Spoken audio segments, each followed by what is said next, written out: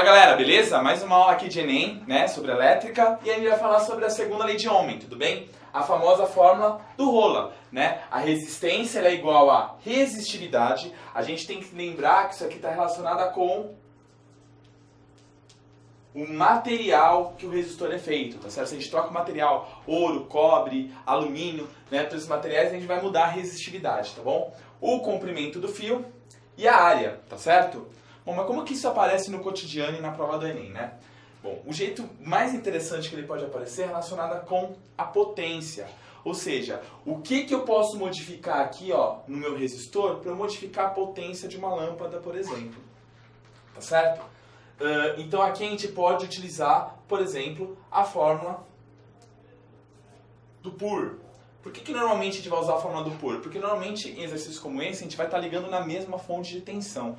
Se não precisar, a gente pode usar outra fórmula, tá? Esse aqui é só um exemplo. Então vamos lá. Vamos supor que eu ligo, que eu quero que o brilho da minha lâmpada, né, a potência dissipada pelo meu chuveiro, por exemplo, não se altere. Então eu não vou querer mudar a minha potência. Só que eu estou ligando ele numa tensão maior, 2 vezes maior do que a recomendada, tá bom? Eu vou ter que fazer um ajuste, né? Porque senão a potência iria aumentar muito aumentando a tensão. Então o que vai acontecer? Como isso aqui é uma igualdade, tá? Para não sofrer nenhuma alteração na potência, se a tensão está aumentando, a resistência tem que acompanhar o aumento. Para essa divisão continuar dando o mesmo valor. Só que veja que a tensão está ao quadrado. Então se ela aumenta 2 vezes, a resistência vai ter que aumentar ao quadrado. Ou seja, aumentar 4 vezes. Se a tensão aumentasse 3 vezes, a resistência tem que aumentar 9 vezes, porque tem que aumentar ao quadrado, e essa divisão vai continuar dando o mesmo valor.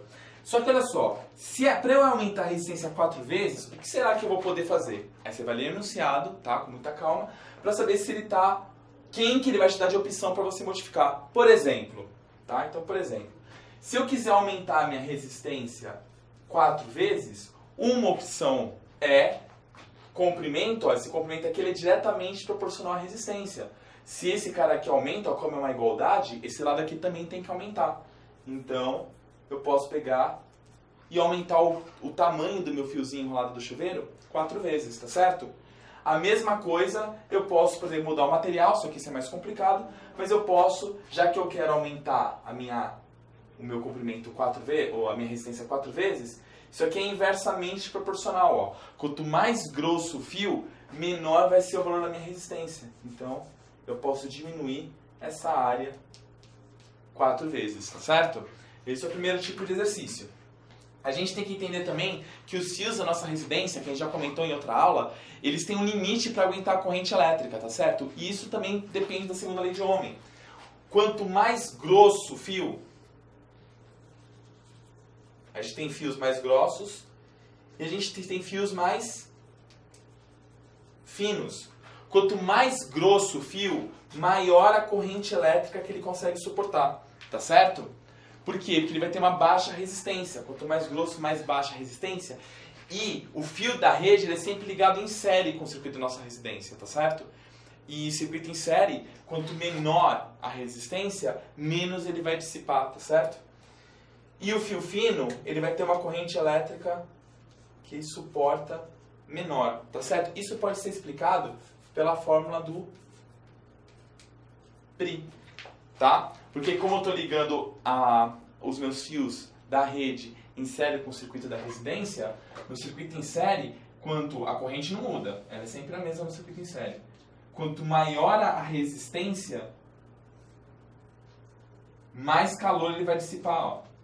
Ou seja, o fio mais fino, ele é mais resistivo, então ele vai dissipar mais calor, ele pode pegar fogo com mais facilidade, tá certo? Veja que isso não acontece, por exemplo, quando a gente vai comparar o brilho da lâmpada, tá? No brilho da lâmpada, se o filamento for grosso,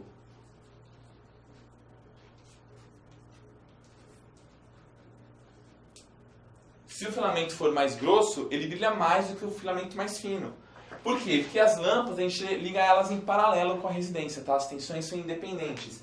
Então, eu vou pegar para fazer o comparativo aqui o PUR.